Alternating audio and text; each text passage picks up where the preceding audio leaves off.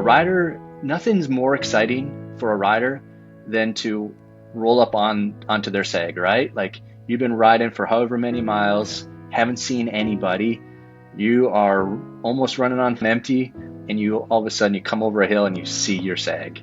Like, and then likewise, the sag is just as excited to see their rider as well too.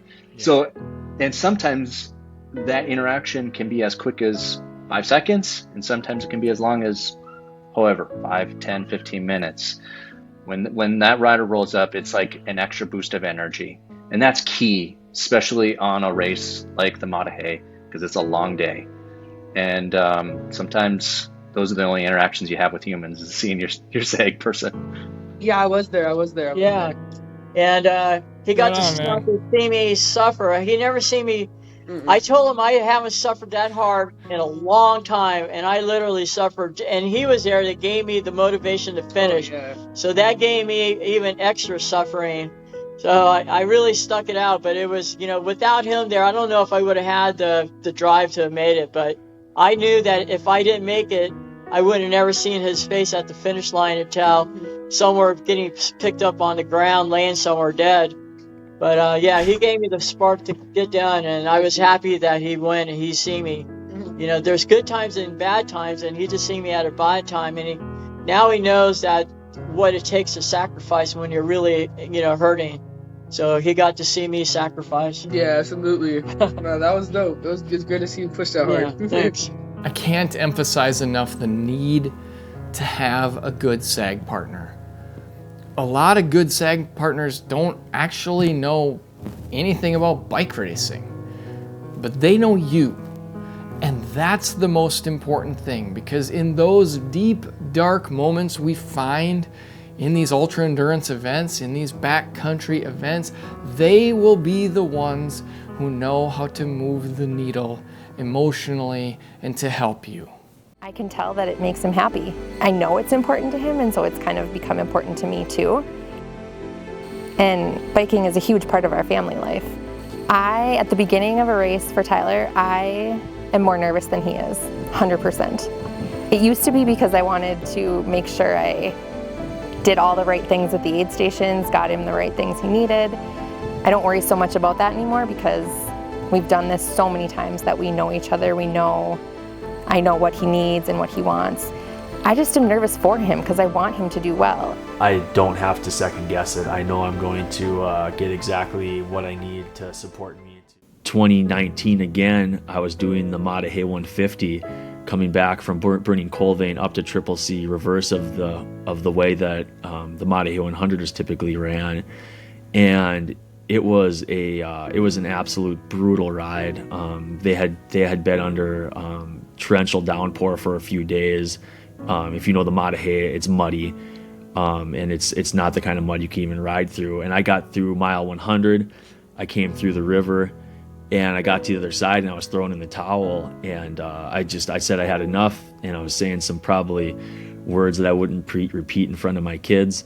And I was ready to pack it up and head home, and Melissa had a voice recording from Elena, my daughter, and she played it, and I'm almost like starting to get choked up just even thinking about it. But it was the right thing at the right time. It was just like, Tyler, like, you're not doing this for yourself, like, you're not giving up.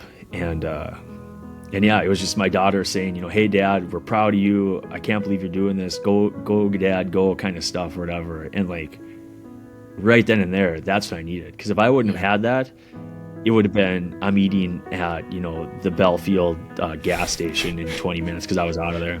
Yeah.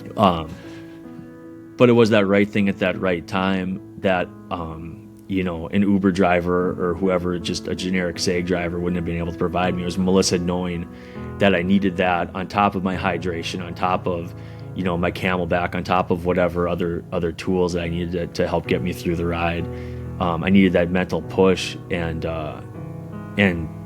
finishing that race was the best decision I've ever made. I mean, I'm so happy she did that at that point for me. I wasn't exactly ecstatic at the time to get back on the trail, but in hindsight, it was awesome, and it made the story that much more awesome. And I talk about it with Elena and how special that was to me, you know, frequently, and it made the day that much better. Having a SAG driver that knows you and knows how to handle those situations, I think, is invaluable. And if you have that and you can find that person, you're super fortunate. Thank them, take them out for dinner, you know.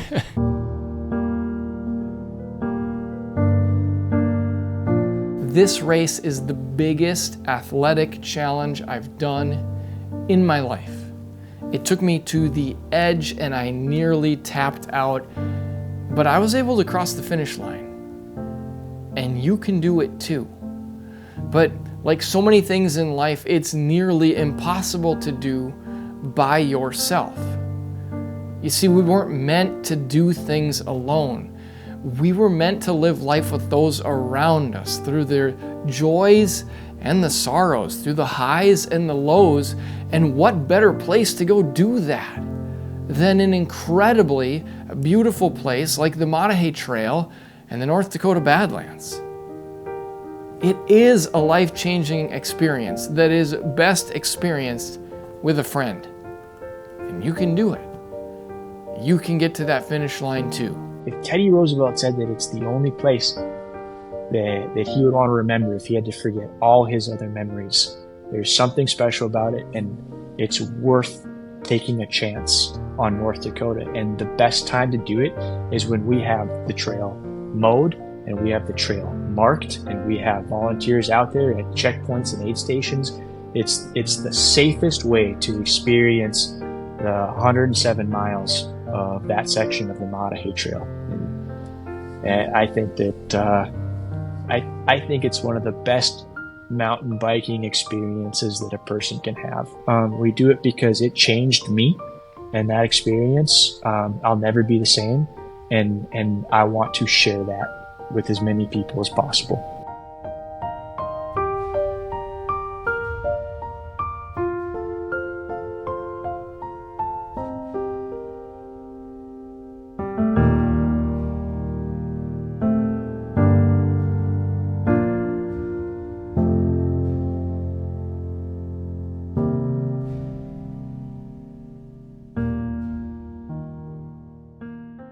If you want to watch the full interview, you can click on that right here, or you can watch whatever YouTube thinks you'll like best from my channel right here.